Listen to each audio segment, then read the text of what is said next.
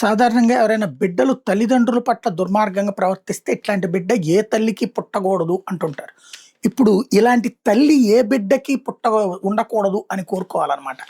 ఒక తల్లి చేసిన దాష్టికం యూట్యూబ్ షార్ట్స్ పిచ్చిలో పడి ఓ తల్లి తన ఇద్దరు బిడ్డల మీద కత్తితో దాడి చేసింది. ఈ ఘటనలో కుమార్తె చనిపోగా కొడుకు తప్పించుకున్నాడు. షార్ట్స్ మోజులో పడి పిల్లలను నిర్లక్ష్యం చేయడంతో వాళ్ళు తండ్రికి దగ్గరయ్యారు. ఇది భరించలేని ఆ తల్లి ఈ ఘాతుకానికి ఒడిగట్టింది.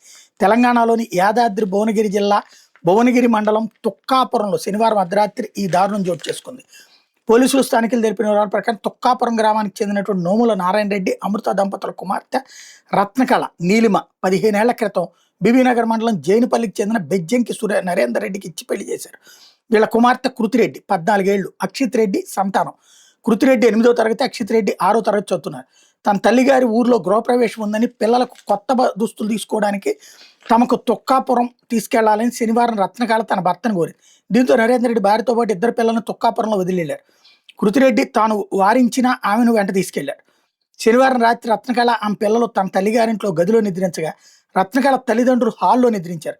అర్ధరాత్రి దాటిన తర్వాత రత్నకళ కత్తితో కృతిరెడ్డి మెడపేద పొడవడంతో ఆమె అక్కడికక్కడే మృతి చెందింది.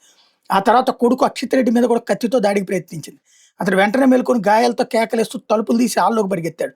హాల్లో నిద్రిస్తున్న రత్నకళ తల్లిదండ్రులు గమనించి చుట్టుపక్కల వాళ్ళకి సమాచారం ఇస్తే వాళ్ళు వచ్చేసరికి రత్నకళ తలుపులు వేసుకుని గదిలో ఊరేసుకుని ఆత్మహత్యత్నం చేసింది. స్థానికులు తలుపులు తీసి రత్నకళతో పాటు గాయపడిన ఆమె కొడుకుని భువనగిరి జిల్లా ఆసుపత్రికి తరలించారు. మెరుగైన వైద్యం కోసం అక్కడి నుంచి హైదరాబాద్ తీసుకెళ్లారు. పోలీసులు గ్రామానికి చేరుకుని కృతిరెడ్డి మృతదేహాన్ని పోస్టుమార్టం నిమిత్తం ఆసుపత్రికి తరలించారు. రత్నకళ సోదరు ఇచ్చిన ఫిర్యాదు మేరకు కేసు నమోదు చేసుకుని దర్యాప్తు చేస్తున్నట్టు అనిల్ కుమార్ ఎస్ఐ చెప్పారు. 2 ఏళ్ల నుంచి రత్నకళ మానసిక స్థితి సరిగ్గా లేదని కుటుంబ సభ్యులు తెలిపారు. తరచూ యూట్యూబ్ షార్ట్స్ చేస్తూ పిల్లల్ని పట్టించుకునేది కాదంటున్నారు.